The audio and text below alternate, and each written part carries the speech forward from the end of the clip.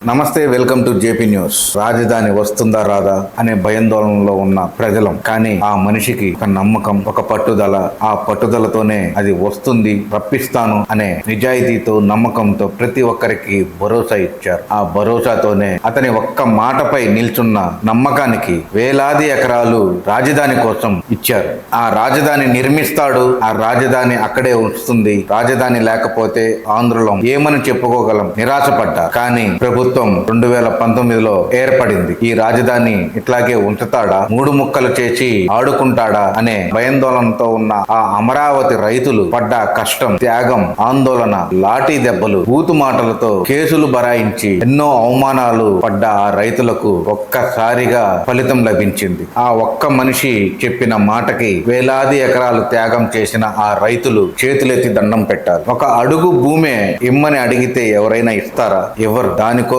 Police స్టేషన్లు, కోర్టులు, గొడవలు, రక్తం చిందేలా కొట్టుకుంటారు. అలాంటిది రాజధాని లేని మనం ఆ రాజధాని కోసం వేలాది ఎకరాలు ఇచ్చిన ఆ రైతులను ఇంక ఏ విధంగా సత్కరించాలి? ఎన్నో ఏళ్లగా పంటలు పండించుకుంటున్న ఆ రైతులు రాజధాని కోసం ఇచ్చారు అని అంటే ఏ విధంగా మనం వాళ్ళని సత్కరించాలి, నమస్కరించాలి? అలాంటిది ఎన్నో త్యాగాలు చేసిన ఆ రైతులకు న్యాయం కోసం పోరాడేందుకు ఖాళీ బాట పట్టారు. తిరుమలకు నడిచి వెళ్లారు.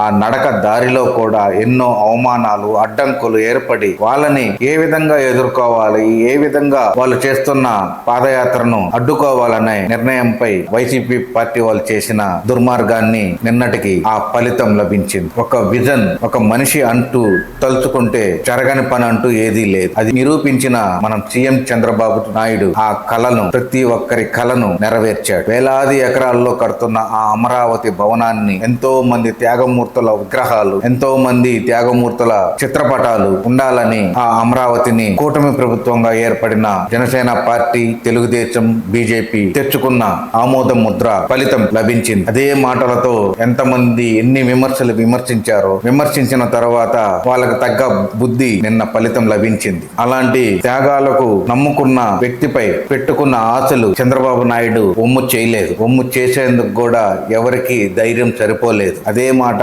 ఏ ఒక్క అంగుళం కూడా కదల్చలేడు అన్న మాట చంద్రబాబు నాయుడు అనడంతో ప్రతి ఒక్కరికి భరోసా కలిగింది. అలాంటిది మన రాజధాని ఏది అంటే అమరావతి అని చెప్పగలిగే ధైర్యం, ఒక నమ్మకం ఏర్పరిచిన వ్యక్తి సీఎం చంద్రబాబు నాయుడు. అలాంటి వ్యక్తికి, ఆ విజన్ కి ప్రతి ఒక్కరి కళ నెరవేరుస్తున్నారని దీని ద్వారా అందరికీ రుజువు అవుతుంది.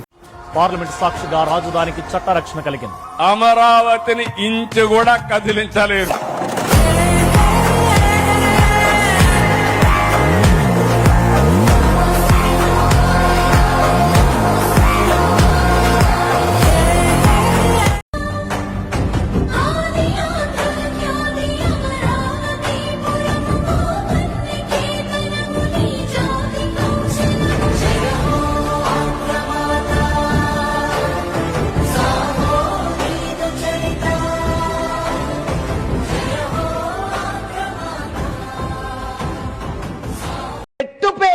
I have called it. It was Amaravati anyway. I had told the then Chief Minister, Pettara Peru Amaravati, lakpate Pelavara Peru Kamaravati. Pettu Peru, I have called it. It was Amaravati anyway. 94% strike rate వచ్చింది. గెలిపించిన తర్వాత బాధ్యత పెరిగింది. మళ్ళీ మొదటికొచ్చాం.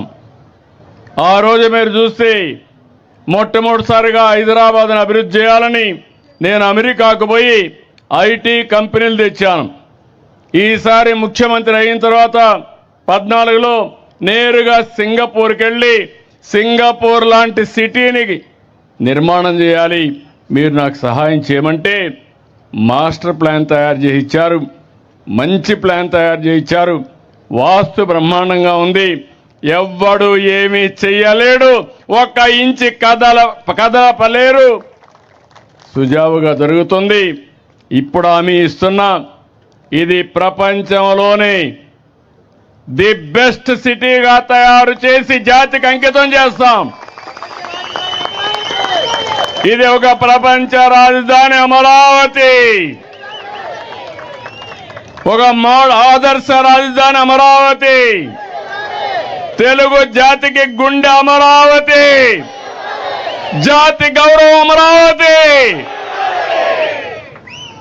అందుకని మళ్ళీ ప్రధానమంత్రి గారు 2 సార్లు రావడం ఎప్పుడూ చూడరనుకుంటాను.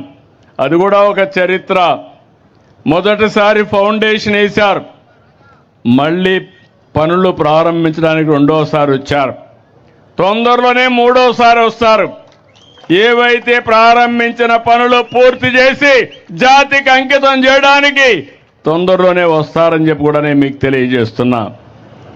ఇప్పటికి కూడా వైఎస్ఆర్ కాంగ్రెస్ పార్టీకి బుద్ధి రాలా, జ్ఞానోదయం కలగలేదు. కలుగుతుందని మీకేమైనా నమ్మకం ఉందా నేను అడుగుతున్నా? ఇంకా ముదిరింది. అందుకే మీరు చూస్తే అసెంబ్లీలో చర్చ పెడితే కనీస రాజకీయ జ్ఞానం ఉండే వ్యక్తి రావాలి. గవర్నర్ స్పీచ్కి వచ్చారు, గొడవ చేయడానికి వచ్చారు. అదే సమయంలో నిన్న అమరావతి పైన తీర్మానం పెడతామంటే ఇక్కడికి వచ్చే పరిస్థితిలో లేరు.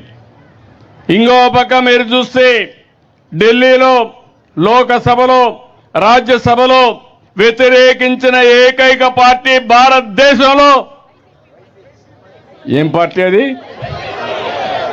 పేరు చెప్పాలనా? మీరు మర్చిపోవాలి, రాష్ట్ర ప్రజలు మర్చిపోవాలి, పీడ విరగడ కావాలి రాష్ట్రానికి. అలాంటి పార్టీ అది. ఈరోజు కొత్త స్లోగన్ తీసుకున్నాడు, మ్యావిగన్ అంటూ. నాకైతే అర్థం కాల, డిక్షనరీలో కూడా చూసా, ఎక్కడ దొరకలా. బుద్ధి లేని వ్యాఖ్యలు, నవ్వులాట వ్యాఖ్యలు. అంటే ఏంటిది నాకు అర్థం కావడం లేదు. అంటే తెలుగు జాతి ఆత్మగౌరవం పట్టలేదు. దుర్మార్గమైన రాజకీయాలు, నేరాలు ఘోరాలు చేసే ఆలోచనలే.